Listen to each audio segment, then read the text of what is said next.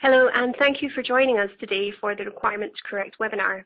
I'm Natalie Martin, a Senior Manager in PwC with over 10 years experience in advising UK and international individuals, trustees and private banks on a wide range of UK tax issues. Hi, I'm Matt Crawford, a Senior Manager in PwC's Tax Dispute Team. I specialise in employment tax dispute resolution, assisting employers with large and complex disputes regarding both PAYE and national insurance compliance. Please feel free to submit your questions during the webcast, and we'll aim to answer all of these at the end of the session. Dipan Shah will also be joining us to host this Q&A, and he'll introduce himself now. Hello everyone, my name is Dipan Shah. I'm a partner at PwC with over 20 years experience in advising international and UK private clients on all matters concerning tax. Thanks again everyone for joining us, and let's get started.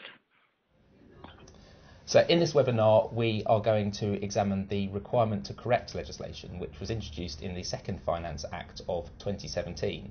And it imposes upon individuals a requirement to check their offshore matters and correct them if there are any mistakes. And if they don't do that within the requirement to correct window, there can be severe penalties. So let's start with looking at the scope of RTC. I think the first point to note is that there is no new legal requirement to correct introduced by Finance Act number 2 of 2017. Rather, what Schedule 18 does is provide that a penalty will be payable by any person who has a relevant offshore tax non-compliance as at the 5th of April 2017 and fails to correct that within the RTC window. And that window runs from the 6th of April 2017 until the 30th of September 2018. So we're already within that window, and actually we have a very short period of time now in which that window is open. And the timing, the end date of 30th of September 2018, that is deliberately timed to coincide with the same point at which all countries signed up to the OECD Common Reporting Standard, by which they're going to share various pieces of tax information with other countries. And in the past, it actually was quite difficult for countries and tax authorities within all jurisdictions to understand what people's offshore affairs might look like. But with this new Common Reporting Standard, they're going to understand a lot more, in a lot more detail, exactly what's gone on. For example, people's returns and information in their home country that they've provided to tax authorities. So this means that HMRC might not have previously had information, but now they're going to have that information available to them, and it's going to be much easier for them to determine whether or not someone's got an offshore matter that needs correcting. So let's turn to think about what does offshore tax non-compliance actually mean. So it includes a failure to notify, a failure to file, and delivering an incorrect return or other document to the revenue. Liabilities in respect of income tax, capital gains tax and inheritance tax are all within the scope of the RTC, and non-compliance includes any circumstance in which that tax has been underpaid. So it's not just deliberate behaviour we're looking at here. It could also cover careless errors or errors which have taken place despite someone taking reasonable care. And an offshore matter is anything that involves an offshore matter or an offshore transfer, and that's true if it's income arising from a source or territory outside the UK, assets situated in a territory outside the UK. It could be activities wholly carried on mainly in a territory outside the UK, such as an employment outside the UK, or anything having an effect as if it were income, assets or activities, which would be as described by those other three categories. So anything with a non-UK source. And for income tax and capital gains purposes, an offshore transfer is basically anything which isn't an offshore matter and the income or proceeds have been received in a territory other than the UK.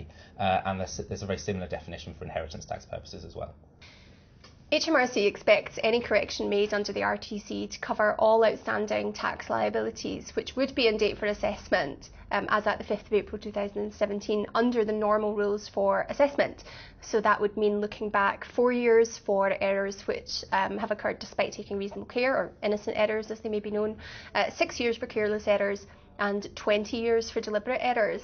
But interestingly, what has happened is that HMRC have increased the time they have in order to look at the information they're getting under common reporting standards. So what they've actually done is increase those assessment limits.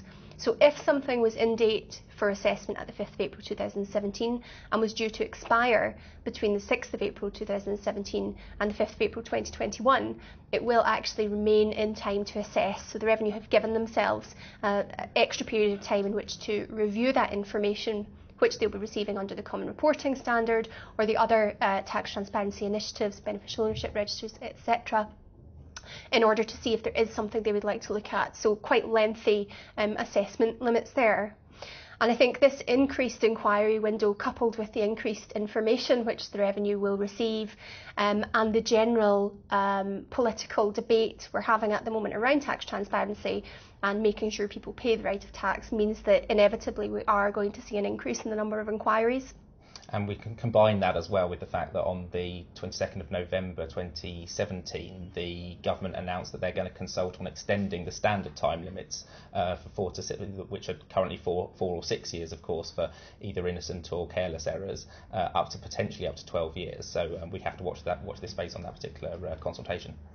Yeah, I think it's not yet clear how or even if that will interact with the RTC rules, so definitely something to keep an eye on, and I think that consultation is due shortly. So what is clear, I think, from what we've discussed so far is that the scope of RTC is potentially extremely wide, and what this means is it will capture far more than simple errors or mistakes. And I think clients and advisors will have to ensure they do look at their offshore affairs and give consideration to not only perhaps the relevant numbers that they're looking at, but also those general concepts which can underpin someone's tax liability, such as domicile and residence, and also give really important consideration to anything which might be ambiguous, such as the applicability of anti-avoidance legislation, because these can be extremely complex, and how they interact with persons' tax affairs may require some judgment issues, and that could have an impact on the RTC and the FTC regime.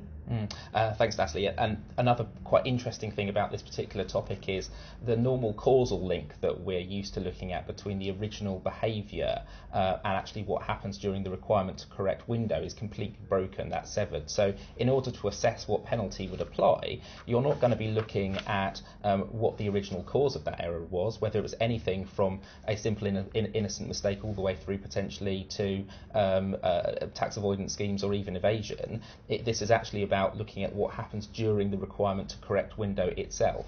So it imposes a new requirement upon people during that window to correct the affairs, because if you don't do that, whilst it's not a legislative requirement to correct, there is a failure to correct penalty that can apply.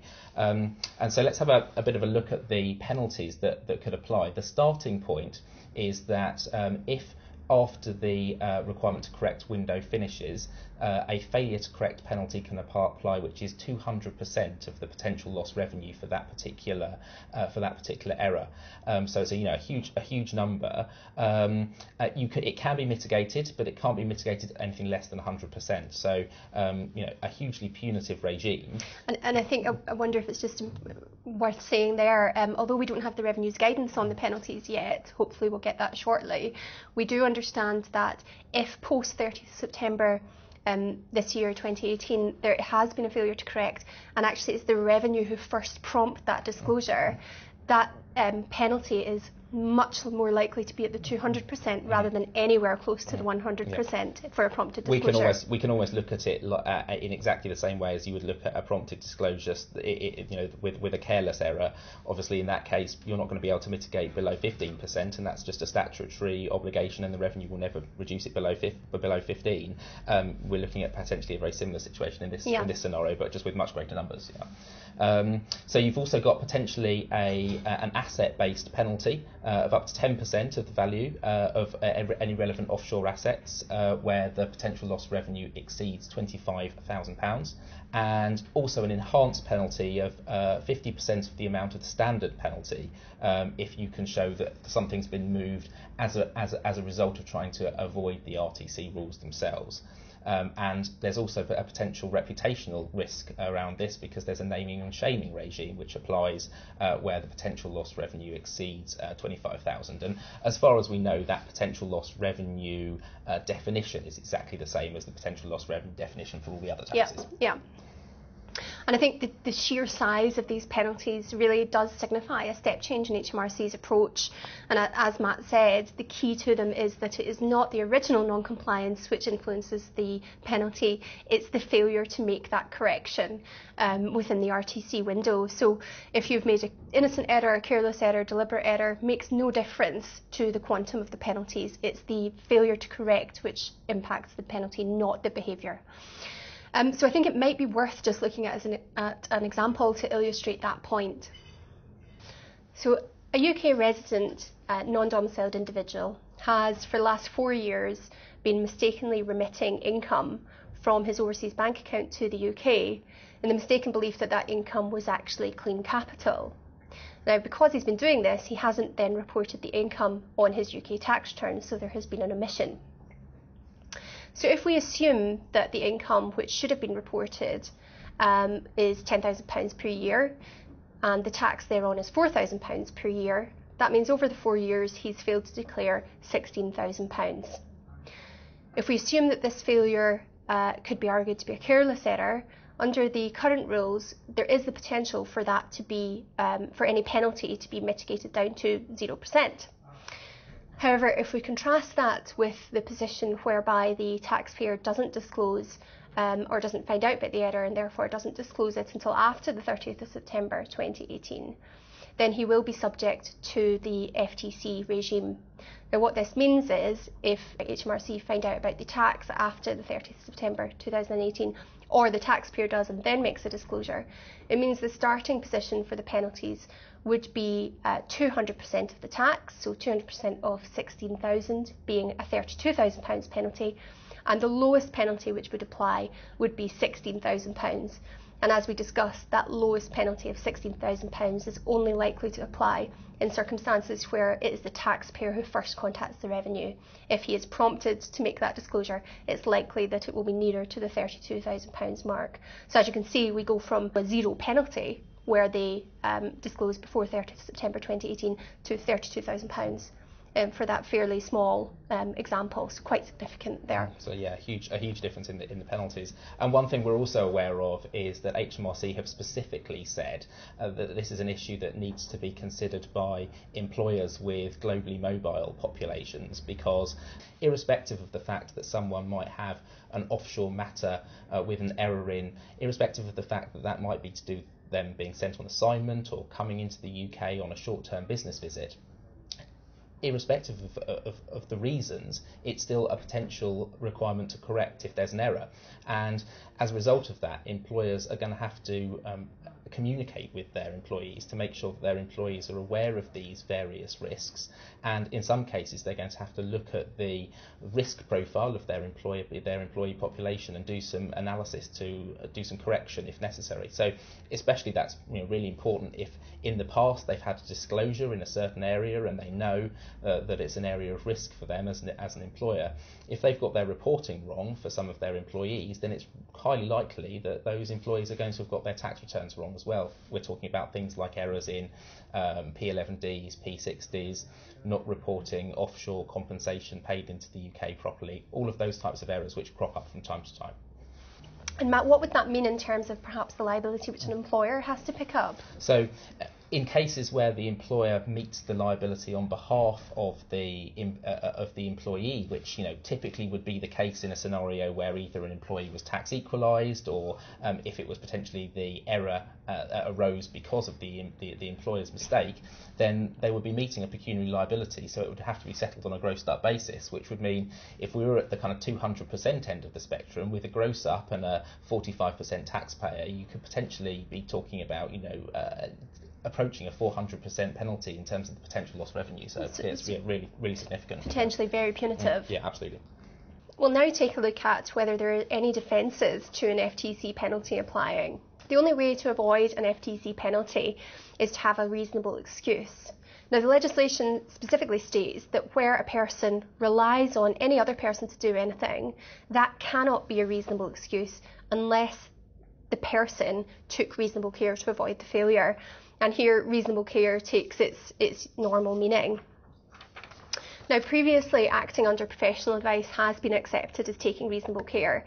However, the Finance Act specifically states that reliance on advice is taken to automatically not be a reasonable excuse if it is disqualified. So, Matt, do you want to talk us through what disqualified advice may mean? Absolutely, yeah.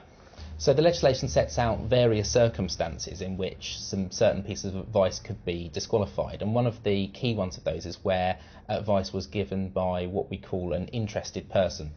And an interested person is defined as anyone who participated in or facilitated the entering into relevant avoidance arrangements as a result of receiving consideration. Now, avoidance arrangements means any type of arrangement where the main purpose or a main purpose is the avoidance of tax. The term facilitated isn't actually defined in the legislation, but I think it will kind of take its normal, natural English language meaning. And so an example of where this might be relevant is if an advisor is advised on setting up an offshore structure and the transfer of assets abroad legislation and the relevant defences that might apply, then they might have to give some consideration as to whether or not they are a relevant person or not. And I think one other point to note there, Matt, is you mentioned who for any consideration facilitated the entering into the relevant avoidance arrangements. Now, there is a point to note, for example, if, say perhaps at the time of setting up this structure, there was one advisor who provided most of the advice, but then they actually went to counsel for another opinion. That counsel would have been instructed by the advisors. That's how counsels are instructed, and therefore there would have been a payment made for that. So although you have a second opinion, it's likely that counsel's opinion itself there would also be disqualified under these circumstances. As well as the advisor. As well as the advisor. So although there's been two opinions already taken, both of those could be deemed to be disqualified advice. Because both of those individuals have profited from the advice in the first place. Precisely. So, and I think what's important here, just to emphasise, is that the nature of disqualified advice actually has no impact on whether a taxpayer has satisfied the obligation to make a complete and correct return. What we're talking about here is the potential impact the penalties could have on perhaps some situations in the future where there may be an inquiry, there's been a judgmental issue, as the applicability of transfer of assets abroad and other anti-avoidance legislation does tend to be judgmental, or it's a very complex area.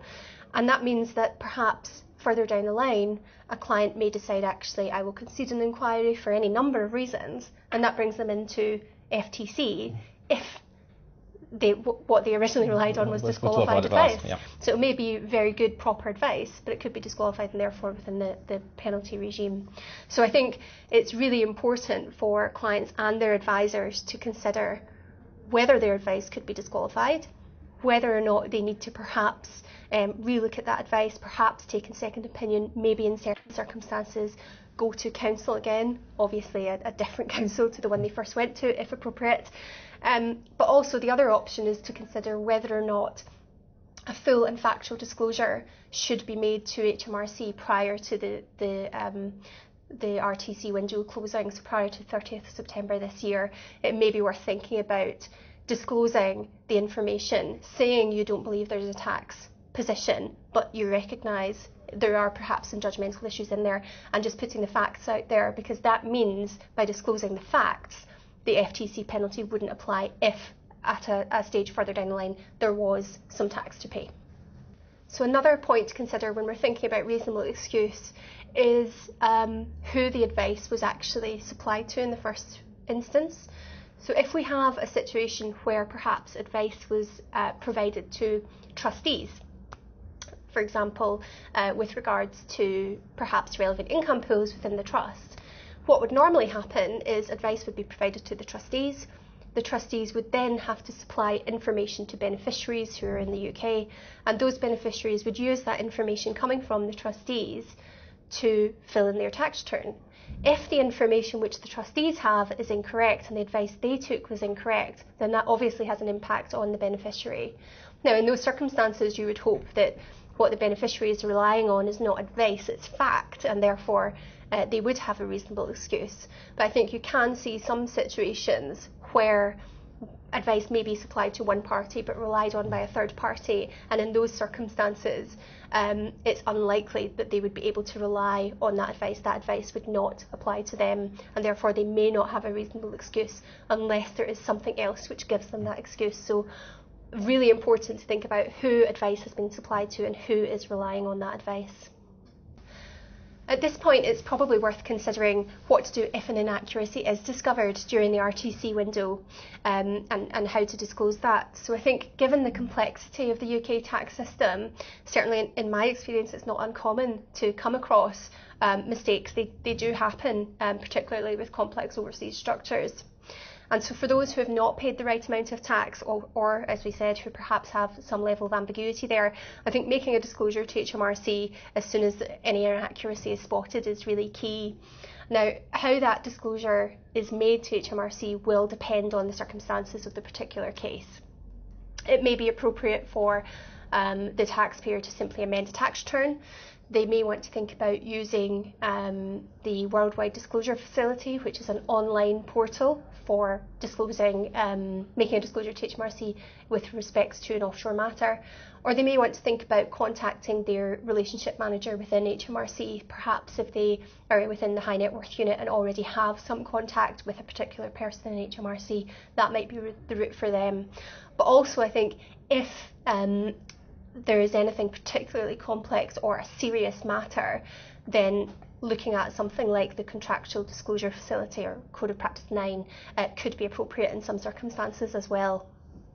So it's also worth thinking about what should be done and the interactions with areas of particular uncertainty in UK tax law and the interaction with the RTC regime. So, for example, there are a whole swathe of issues. A good example would be domicile, where there has to be a subjective test of a settled intention or potentially a lack of a settled intention for a particular individual to determine their domicile position.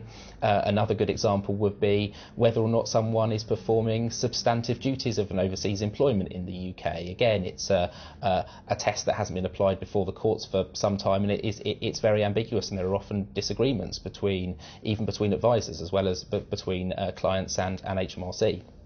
And so in those cases, one of the interesting things about RTC is because the causal link between the penalty and the original error is broken, there is actually a potential here where someone could well have had a completely supportable filing position. They could have taken advice on being non-UK domiciled or performing certain duties in the UK which have been deemed at that time by the advisor to be incidental duties, and therefore that has a tax consequence.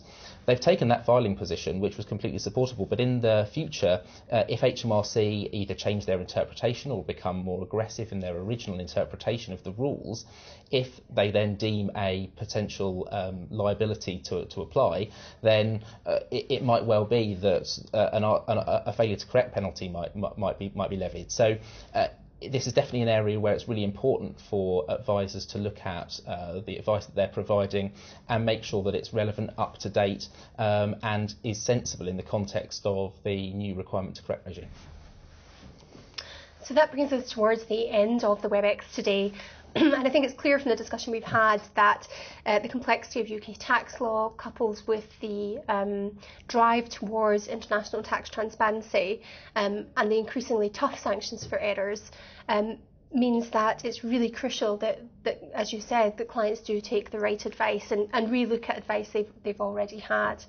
And given the wider economic conditions in the UK and the political climate, I think it's clear that this will continue. We will see further regulations being introduced and some strengthening in the approach and the powers that perhaps revenue authorities have.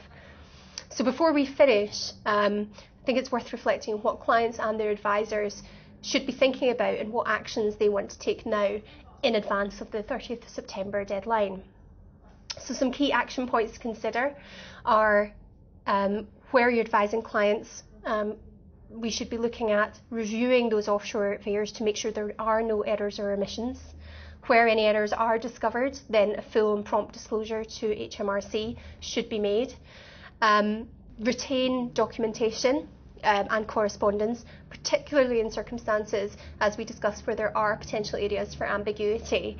Really important that any advice and evidence is kept on file.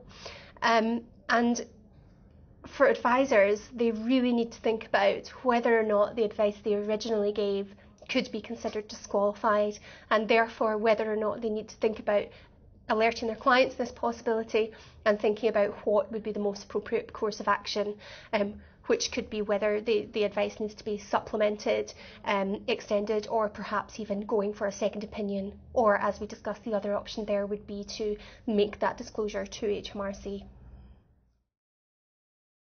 Natalie and Matt, for the very informative session. Lots to think about, no doubt. Welcome all to the Q&A session. If you could please submit your questions, and we'll aim to answer them, to answer as many as we can. A few have come through already, so we'll kick off. The first one was about whether or not this webinar will be available online. Yes, it will be. The webinar will be available from early next week online, and a link will be sent out, as will contact details of the speakers. Another question, perhaps one for you, Matt. Question says, I've noticed the legislation includes pension administrators. Niche question, no doubt. How in practice would they be impacted by RTC? Yeah, you're absolutely right. So returns under Part 4 of the Finance Act 2004, which scheme administrators have to provide to HMRC, typically that would include things like annual and lifetime allowance charges. There's some uncertainty around this particular point, because whilst the annual allowance and lifetime allowance are charges to income tax, which means that the income on which those things are charged could that actually be offshore income is a question that we asked HMRC directly, and HMRC's view was that if a scheme administrator, for example, is based offshore, the activity which is taking place is an offshore activity which gives rise to a liability, and as a result, HMRC's view was that they would be included. So any of the returns they need to make under, for example, Part 4 of Finance Act 2004, annual allowance, lifetime allowance charges that they have to pay, for example, under a scheme pays arrangement, would be included within RTC, so they will be impacted. Okay, so pension trustees need to pay attention. Absolutely, yeah, very much so. Okay. Another question: is there a de minimis level of tax? Is there a de minimis level for tax due, Natalie? So no, there is no de minimis level of tax. It doesn't matter what it is. If it's within the scope of RTC, then you are subject to the FTC penalties if that hasn't been corrected before. The only thing to point out about the minimis level is probably that some of the additional penalties won't apply. So, as I think we mentioned during the webinar, there are naming and shaming provisions. Those only apply where the tax due is over £25,000 per tax year, and also the additional asset-based penalty couldn't apply below that threshold either. But other than that, really, it doesn't matter if it's £100 or £1 million. If you're within the scope, then you're within the scope of RTC and FTC. Okay, thank you. Matt, is PAYE within the scope? That's the next question I've got. Sure, yeah, that's a really good question. So again, something that we confirmed with HMRC, and HMRC did confirm that PAYE was not within the scope of the RTC rules, and it is worth noting, however, that it's not in the guidance. That's not specifically mentioned in HMRC guidance, and there is possibly some different interpretations out there in the market on this question as to whether PAYE is in scope or not. Even if we proceed, however, on the assumption that PAYE is not in scope, that doesn't mean that employers and those within the scope of PAYE are necessarily off the hook, because if an employer has made a mistake in something like a P60 or a P11D or anything involving an expatriate so it has an offshore element as well, then if an individual has relied on that P60 or P11D to file their tax return, and they've made a mistake and it's in relation to an offshore matter, then they're going to end up within the scope of RTC if they're within the time limit. So it still is important for employers to be aware of this issue, although the actual PAYE charge itself isn't within the scope of RTC. And presumably, even if a PAYE has not been levied, the individual still absolutely, yes, an undeclared Precisely, yes, absolutely, yeah. And of course, they may well, individuals, when they're filing their tax returns, especially if people have been seconded by their employer, they just presume that their employers are getting things right and are filing the returns on that basis. So if something hasn't been included in the PAYE returns, it's quite likely that it may well have been missed off their self-assessment tax return as well. Thank you. That's clear enough to me. Interesting one. We always have an EU angle nowadays. So the next question is, do you consider the RTC legislation to comply with EU law, given the high level of penalties refer only to non-UK sources, including from EU countries, and would not be applied if UK source income has not been reported? Natalie? Yeah, so I'll take that one. Quite a few things in there, I suppose. I think first point to note is whether or not it complies with EU law, and specifically this is a question I've been asked before, and also one which has been raised with HMRC before. And essentially HMRC have assured us that they have taken all relevant advice from Council as to whether or not the legislation does comply with EU law, and their view is that it very much does, and that the FTC penalties are also EU law compliant. The second part of that question was just around the sources and the fact that what we're talking about is non-UK sources, and therefore is there some sort of discrimination between UK versus non-UK. I think what's really important is to think maybe in a bit more detail about the scope, because actually some UK source income and UK assets can come within the scope of RTC if they themselves have been transferred offshore, and that probably opens up a whole host of other questions which I wouldn't want to go into on this webinar around whether or not that's restriction of freedom of movement, etc., and some more EU law arguments. But I think it is worth noting that we're not just talking about non-UK sources or assets or activities. It could also be UK sources, assets and activities which have then moved to another jurisdiction. Okay, thank you for that.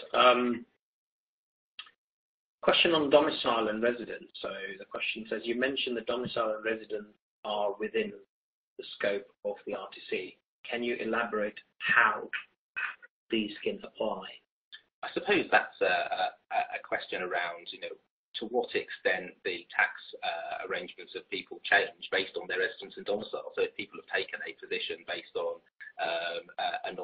on being a non-domicile, and that non-dom status turns out to be incorrect, that's how you can fall into the scope of RTC. And exactly the same with residence, be that under the old rules or the new rules. And just to pick up on that, Matt, I think one of the important things to think about when you're considering domicile is that where this could become an issue is if post-September domicile is challenged successfully by HMRC, then your domicile position falls down, but also anything you've done which is based on that domicile would also fall down, and therefore you get potentially an FTC penalty. Now, if the client, the taxpayer, has taken advice on their domicile position, then perhaps they would have a reasonable excuse for the penalty not to apply. Difficulty, I think, with some of these rules, and because domicile is so subjective, is that it will be really important for those individuals who may be in that situation, so who claim to be non-dom, might have taken some advice, to go back and think about whether that advice could potentially be disqualified under the disqualified advice rules within RTC. Because I can't remember the subsection offhand, but one of the subsections in the legislation disqualified advice which doesn't take account of all the relevant facts and circumstances. So when thinking about domicile, if some facts have been missed from, say, a domicile statement, then that advice might be disqualified. And therefore, even though someone has done the right thing, taken advice, it's just been successfully challenged, they would still be subject to penalty. So, Natalie, what's your advice to clients and structures where in the 1980s someone settled a trust, taken a view based on the prevailing practice in 1980s that they were non-dom, and the structure is still continuing now? Not much has moved in the structure, but the structure nonetheless exists, and we've got an RTC deadline coming up in 6 months. Well, the advice is pretty clear. I think that anyone in that situation has probably quite a bit of work to do in looking at their structure. Their position may have changed, trust might not have done very much, but the UK tax rules in that sense changed significantly. So aside from domicile, there's probably a whole host of other issues in that example. But just thinking about domicile and say perhaps a non-dom settlor, or what the trustees might be thinking about, I'd want to look at, well, who could my settlors be? Is it just who's in the trustees? Did someone else provide funds? What's their position? Think about what records are on file to support a domicile position. If you don't have sufficient evidence or facts have changed, go back and relook at that advice and take some extra advice now and make sure that your record retention is good going forward.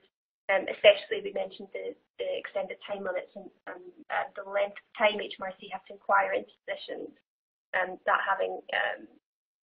That being increased somewhat means that looking after documentation and thinking about that and being really proactive is really important now. So some of my clients just going on to domicile because it's a very important concept for a lot of the non-UK based structures. A lot of clients seem to say, well, domicile is domicile. If I'm non-domicile, non-domicile is a question of fact.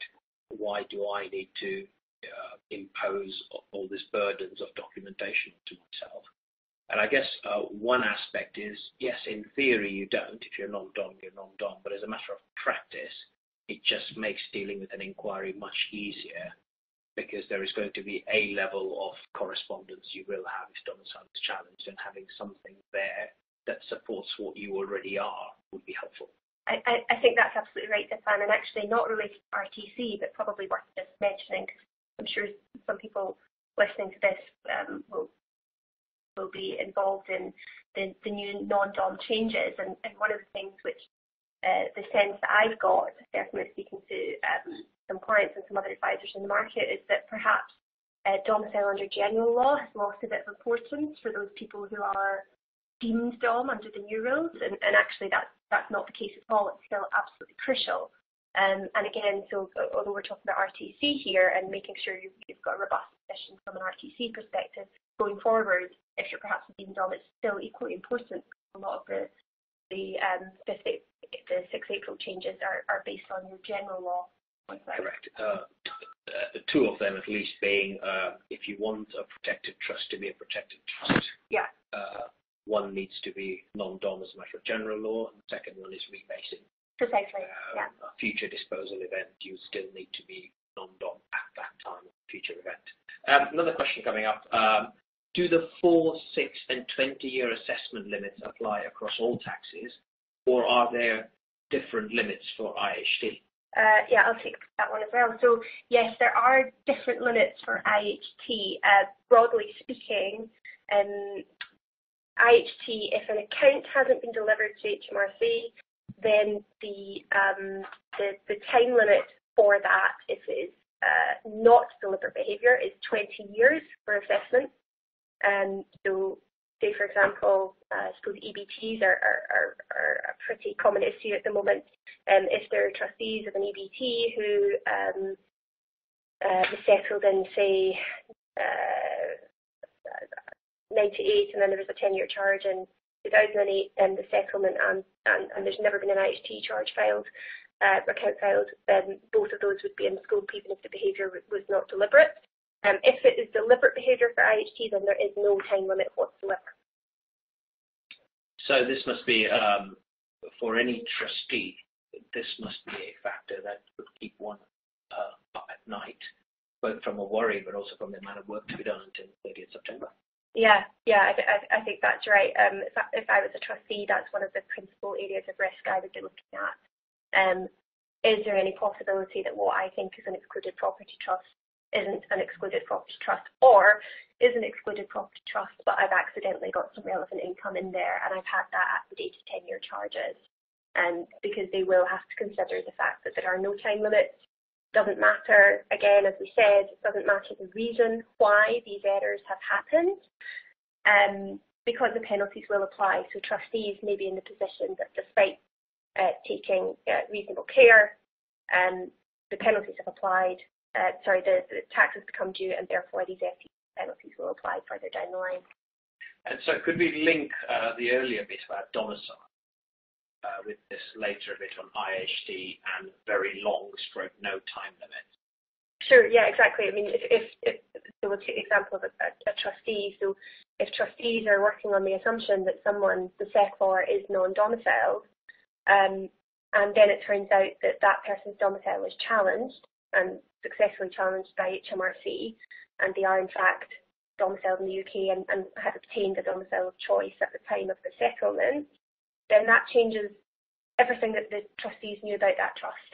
And it doesn't matter the fact that they were acting on good faith, thinking that the SECLOR is non-dom, they will still be subject to these penalties when the tax comes post-September for any of the tenure charges, or if there's been exits and distributions on those, unless they can show that they have a reasonable excuse. And again, that comes back to what is it that they were relying on? Did they have a copy of the advice that perhaps the SECLOR received? If they're just relying on, a one-off statement from the SECLOR that he's non-dom, that's probably not going to be good enough, and the penalties will be due. If they're relying on a very detailed piece of advice provided by a professional to the SECLOR, then perhaps that's something different. But again, it's something that just really has to be checked by anyone concerned. Okay, thank you for that. Another one coming in about private planes. So I'll read this out aloud. We know private planes are an area of focus for HMRC, not least because of the press attention around Paradise, Panama Papers, etc. How do you see RTC affecting this? I'll maybe start off on that one again. So I think, yes, there has been a bit of media attention around the use of private planes and all the rich people, such as using Isle of Man structures or whatever. I think as far as RTC goes, probably some of the areas to think about are if you're using a private plane and it's in a structure, is there sort of benefit there, and is that benefit being matched to some other income or gains within that structure? And are you and also perhaps if you're flying the plane into the UK, then perhaps that could be a remittance of the income used to or the gains used to purchase that plane. So those are a couple of issues which I would probably think about when thinking about planes and indeed other sort of boys' toys luxury assets.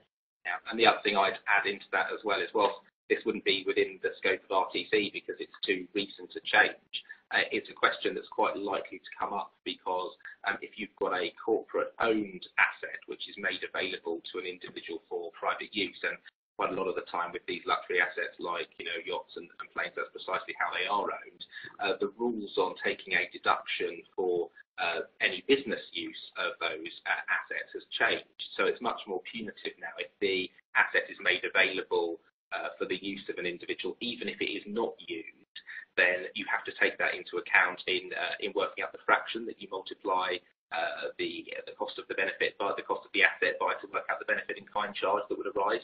So actually, I think that this issue around kind of private planes and other luxury assets is quite likely to come up because HMRC know that this change has taken place, and then they will also ask the question which could pertain to RTC, for the earlier tax years. So Matt, you mentioned fraction or formula. Yes. Could I summarise by saying what you mean is much easier to fall into the rules of the benefit in kind charges, if I can exactly catch you. Absolutely correct. So whilst in the past it was always the case that you could take an apportionment for any business use of that asset. Now a plane could be sitting on the runway not being used and still cause a tax charge. And is that plane specific or no? It's any asset that is made available to an individual without any transfer of ownership in that asset. Yeah. So it's not caught by the RTC period because that exactly correct. Right. Yeah. Okay, but something that this community probably should be very well. Yeah, very much. So in the revenue, we're asking questions about it for this year, and so clearly once they know that asset's in existence and maybe has come to the UK, then it won't be a great leap for them to ask questions about early years of treatment there as well. Okay, we must move on. Next question. Can you explain how the anti-avoidance rules can cause RTC and FTC? Sure, I'll take that one. So I think what we're probably talking about here are things like the transfer of assets, the broad rules, the gains rules, etc. Now, where they might come into RTC and what clients might want to think about is the fact that really when we think about the anti-avoidance rules and whether a motive defence applies, there is an element of judgment required there. These are not simple, clear-cut rules. They're extremely complex. And therefore, usually clients will take an advice. They may even have gone to counsel. But it does come down to some judgment. Now, that's not a problem unless successfully challenged by HMRC. So it's sort of a bit of a chicken and egg here. Because if you take an advice, you've done everything right. Hopefully everything is okay, and actually it won't be challenged, or if it is, you can defend it successfully. But there are instances where, for whatever reason, if an offshore structure is challenged, clients may decide to settle with HMRC. And that can be for a variety of reasons. It might be because of cost, stress, in defending the position, for whatever it might be, they may settle. Now, ordinarily, pre-RTC and FTC, certainly in my experience, when that situation has arisen, because of the complexity involved, because of the fact that clients take extreme care and have taken advice, we might have to pay some tax, but we generally wouldn't have to pay a penalty and get a 0% penalty. But because of the way RTC FTC is written, that wouldn't be the case, and you would be stuck with the FTC penalty, despite having taken that advice. And then what you would have to look at is, well, do I have a defence? Do I have a reasonable excuse under the legislation? And you may very well have a reasonable excuse. For example, if a client has set up a structure and then an advisor who was nothing to do with the setup of that structure gives advice and the taxpayer then relies on that for their tax filings, then perhaps that is a reasonable excuse. But where the difficulty really lies here is that the way the legislation is drafted excludes any advice from qualifying as a defence, so this advice becomes qualified advice if the tax advisor, lawyer, whoever it is, who gave the tax advice and advised on perhaps the motive defence, for example, was involved in the facilitation of that structure. So if they were given that advice at the time that the structure was being set up, then that advice would be disqualified and couldn't be relied upon. And this is one of the major challenges of the RTC FTC legislation. So it's a good question, and I think for any clients in that position, given we're usually, when we're talking about anti-avoidance, we're talking about some pretty complex structures, they really have to get a move on now and think about looking at what they've got, looking at the advice they've already received, thinking about could that advice be disqualified, and if it is, what do they want to do? Some clients might decide to do nothing. Others may decide to use their existing advisor and have them review the affairs and then decide on a next step, which could be go to an independent counsel. Or they may decide that actually what we need to do is make a disclosure of facts to HMRC. We don't think there's tax due, but we're going to tell them a bit more about the structure so that they are aware of everything, and that again would protect them. So that was a bit of a long answer. It's quite difficult when we're talking about anti-avoidance, but essentially I think it's one of the really, really tricky areas when we're thinking about RTC, and anyone who is reliant on any sort of defence or thinks they're within anti-avoidance legislation really has to think about this pretty quickly. No, I'd absolutely echo that, and I can think of a number of other types of, in the employment space, structures which, used to be incredibly common. For example, think of dual contract structures where an individual has a contract of employment in the UK and a contract of employment offshore. Anti-avoidance legislation which came in, which deems a remittance in those circumstances where those two employments are now connected, even if the individual can perform all of the services offshore for the offshore employer, would deem that all to be remitted to the UK, and that's another example where RTC would absolutely come into force. And it's just as Natalie said, it takes an awful long time to actually have a look at those structures and work out what duties are being performed and where, to make sure that the tax returns were correct. Okay, thank you both. So I'll summarise, I think, what I heard, just that anti-avoidance, very complicated. If you think that's involved, start now. Very much so, yeah. Grey area. Okay, well, time for one last question. I'm being asked to wrap up here. So So last question. So what you're saying is that if a lawyer gave the advice and was involved in the setup of the structure, the lawyer's advice would be disqualified? I'm reading this verbatim. Potentially, yes, and it is a difficulty with the way this legislation is drafted. So essentially what the legislation says is that if there is an interested person, and an interested person is effectively someone who has been involved in the facilitation of the advice or the structure, if you're trying to rely on their advice, then it's likely disqualified. Equally, if you had an example of a lawyer, a normal lawyer had given the advice and they were involved in the setup of the structure, and at the time they went to counsel to get a second opinion, counsel's opinion would also be disqualified. It makes this extremely difficult to work with for us as advisors, and I think that's why I was saying for any clients who do have offshore structures where there is an element of where there is a tax advantage obtained in those structures, and there's any risk that the advice that they have taken advice and there's a risk that advice could be disqualified, they need to first of all look at the advice they've had, think about if that advice could be disqualified, and then decide what they do between now and September to ensure that they do protect their position. That may be getting third-party advice, it might be going to an independent counsel, it might simply be deciding to run the risk, or it might be making the disclosure of facts to HMRC. But essentially, the way the legislation is drafted, if you have someone who is involved in the setup of the structure, they provided the tax advice, then their advice is disqualified. Strange world we live in, Natalie, where you need advice on working out whether your advice is disqualified or not. Leave it there. You also said the word normal lawyer. I'm not sure if that exists, but anyway, it's time to wrap up. So in closing, I'd say that this is certainly an issue that is not going away. People are just waking up to RTC and FTC, but the clock is ticking. There is a hard deadline only 6 months away. My advice to anyone who is willing to listen is to take some short-term pain for long-term gain. You don't necessarily need to know there is a problem. You just need to want peace of mind, and if so, review structures now to ensure all is in order. As I said before, contact details of all the speakers will be sent out with a link to this webinar in case you have any further questions or need help from the speakers. I think the link's been sent out next week. All that remains from me is thank you all for listening. Thank you. Thank you.